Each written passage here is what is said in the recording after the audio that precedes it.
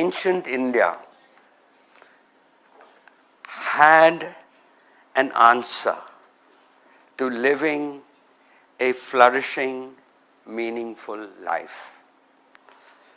And the sages proposed that the sages proposed three goals of life: artha, dharma, kama. Artha means material well-being, getting a good job, etc., which we do in making a living. The second goal of dharma is moral well-being, being able to sleep well at night. And the third goal is kama. And this is why, in fact, I have explored in my books this trilogy, what is called in Sanskrit trivarga, this trivarga in my books. So in the first book, I explored artha, which was about prosperity, material wealth, how a poor country can become rich. In my second book, I did called The Difficulty of Being Good. I explored moral, the state of our own moral lives and the life of our nation, the moral life of our nation. And particularly at that point, frankly, India, this was the first book that actually proposed that India was going to rise. And as you know, India has obliged by rising. And so the difficulty of being good, also I was concerned about corruption. And so I explored corruption, but through a human angle to corruption, because that's one part of corruption, not just institutions. So this is the new book. This is the book that has just come off the press yesterday. So these 5 flowers that are illustrated have a significance. In the classical Indian tradition, we have a god also called Kama.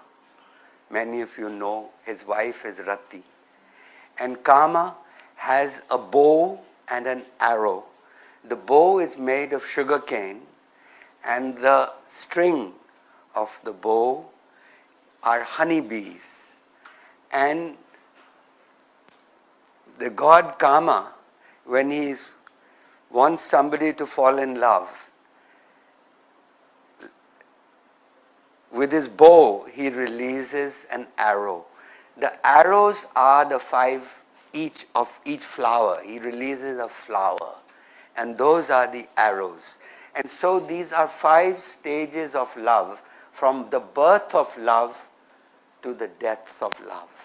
And the last one is actually called Maran, the 5th flower, because, and in fact, in the Buddhist, if some of you have the knowledge of the Buddhist tradition, the god Kama is called Mara, and Buddhists have a lot of problem with Kama. Anyway, so Kama means desire, but it also means pleasure. And unlike the other 2 goals of artha and dharma, we don't discuss kama. We hide it under the carpet. And I think that this is really not healthy. We are a country that's moving from tradition to modernity. And it's just as important to talk about our emotional lives as it is to talk about economic prosperity or democracy and so on that we talk about every night on talk shows, on TV and so on. Because if you don't talk about your emotions, then you repress those emotions. And then you live with stereotypes that you hear from around you. And this is not healthy for to imagine, and this has happened to all of us, or might happen to any of us. And that is, who has not been tempted in life, especially in your 40s, after you've spent years raising children, slogging at work, climbing ladders, you suddenly meet someone. Often it could be at a company off-site, at a conference. You meet someone and suddenly there is electricity. Suddenly there is chemistry between two people.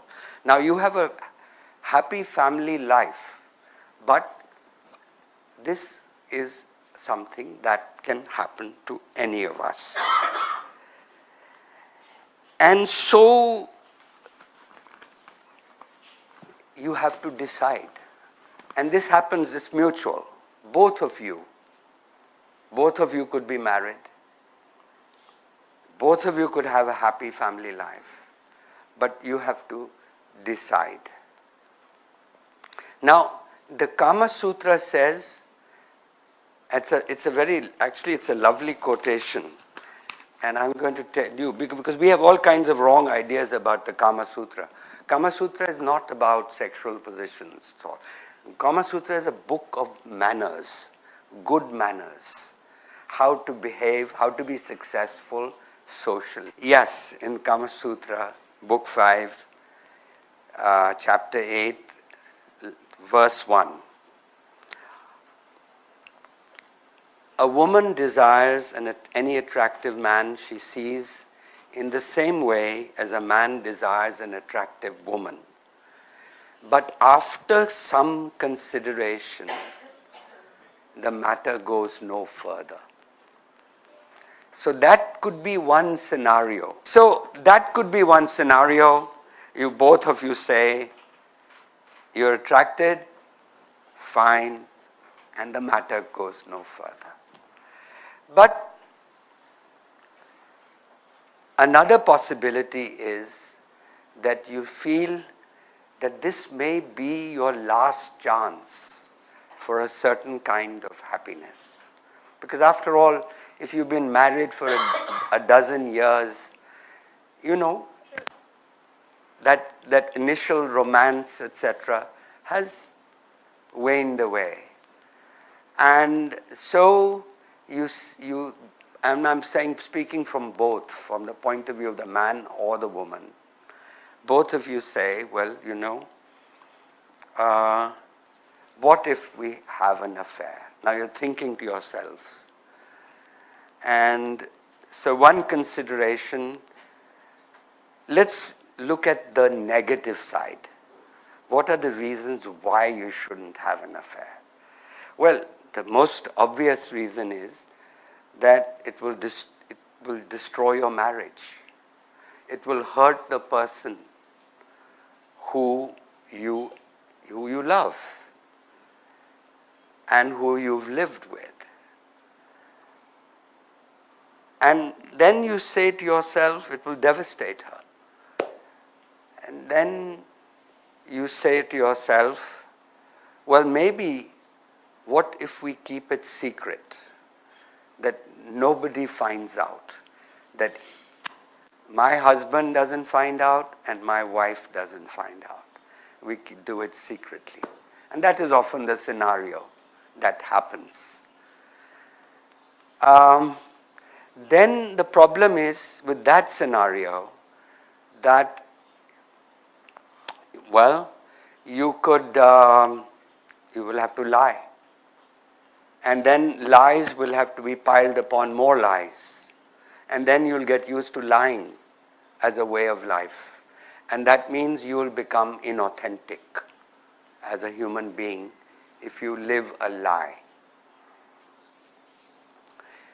If you decide, no, I won't have it, and you think about your children, not just your wife.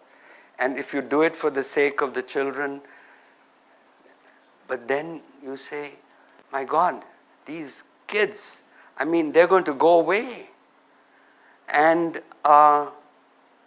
then they're going to be ungrateful.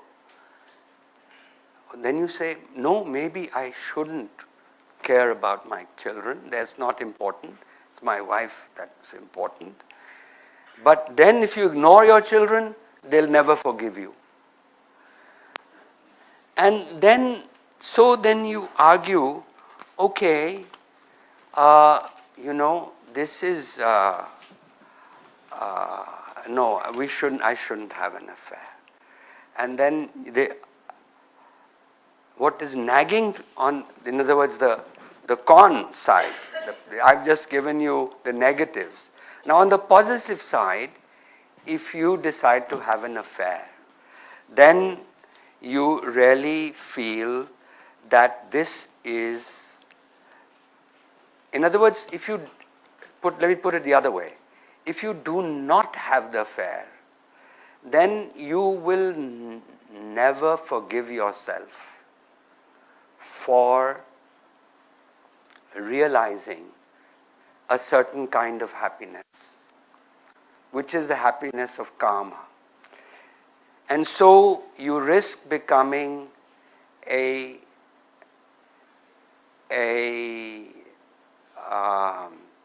person who is, how shall I put it? You risk becoming, just let me use the right word, that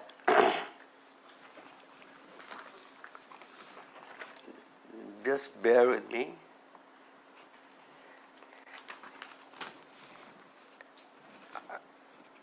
You risk becoming a shriveled old man who's bitter that he had one chance for a certain kind of happiness and he gave up that chance for the happiness. So this is a classical dilemma which our ancients had foreseen for thousands of years. And it is the classical conflict between dharma, which is a duty to another, duty to your family, versus karma, which is duty to yourself. Now, normally we don't think of karma as a duty to ourselves. But in fact, that's the insight that I bring to this book, that we all human beings have a certain duty to ourselves. It doesn't, this is just an example, but all the time in our lives, I've given you only one example of this duty to ourselves.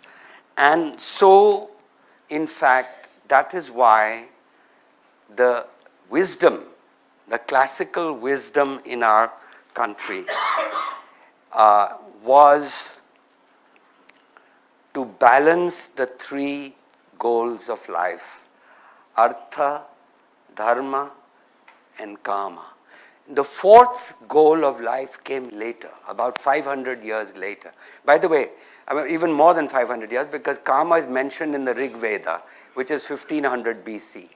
And we start talking about the fourth goal, which is moksha, around 700 BC in the Upanishads. It first appears. So you're talking about 700 years later. But the fourth goal of moksha, and then came the Buddha, and then the yogis, and the renouncer, and the Jains, and all these people. And it swamped these three wonderful goals of life, and the balance that which I'm talking about was lost because everybody said there's only one goal in life, and that is moksha. So this gives you a sort of way of thinking. Mohit, I need to know how many minutes I have, because I have a few things to talk about. And if you give me the time, just raise your hand when you want me to stop. So really, now, you can't write about karma, desire, by writing a philosophical essay. You have to create a story. And this is what I have done. That's why this book is a bit thick, because it is a fictional memoir. I emphasize the word fictional because it's not my story. I know still people are going to ask. In fact, my editor, when she first read it, and she says, well, the hero of the story has 2 daughters, but you have 2 sons. I mean, my own editor didn't get it. So I had to write an author's note in the beginning to make sure that people don't think it's my story. And so there is a story. And the narrator of the story keeps stopping the story. And then he's an older man like me, old, but he's talking about his life and all the things that happened to his life, including the Dharma Sankat that I told you about a few minutes ago. And so, just to give you a flavor, the book begins with him saying, I'll tell you about my earliest memory of desire, of karma. He says, I was 4 years old. It was cold in the morning. I woke up at dawn, and I jumped out of my bed and ran to my mother's bed, and I nestled myself next to my mother, and I fell blissfully asleep. And then he goes on to talk a little bit more, and then he stops the story. And he says, desire strikes you early in life. Here at 4, in my memory. He says, my first memory was at 4. But desire can also strike early in a civilization. And what does he mean? So he says that in the Judeo-Christian tradition, in the Bible, Genesis, it says in the beginning was light. God said, let there be light. But in the Rig Veda, in the beginning was karma, was desire. And the cosmos was created from the seed of desire in the mind of the one.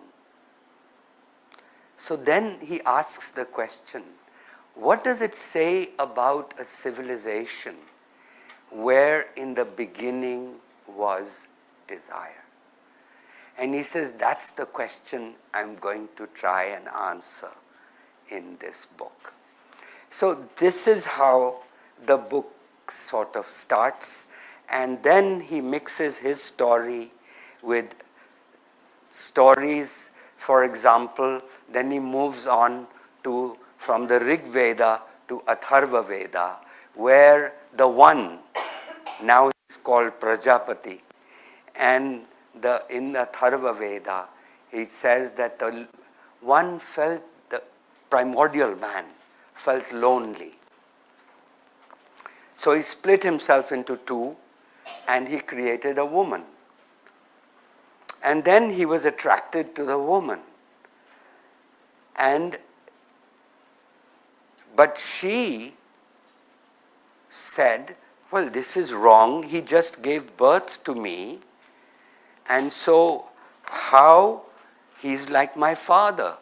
So how can I fall in love with him. So she runs away. He runs after her. She turns herself into a deer, into a doe. He becomes a deer, and they copulate, and that's how the deer population is created. Then he becomes, 5 minutes. Gosh, then there's not many stories I can tell. Then he becomes a cow, she becomes a cow, he becomes a bull. That's how the cow population is created, and down to ants, including human beings. And this is the most colorful account, an incestuous but a colorful account of the origin of species, which when we went to college, we read about in Darwin's theory of the origin of species. So in this way, the story stops and the story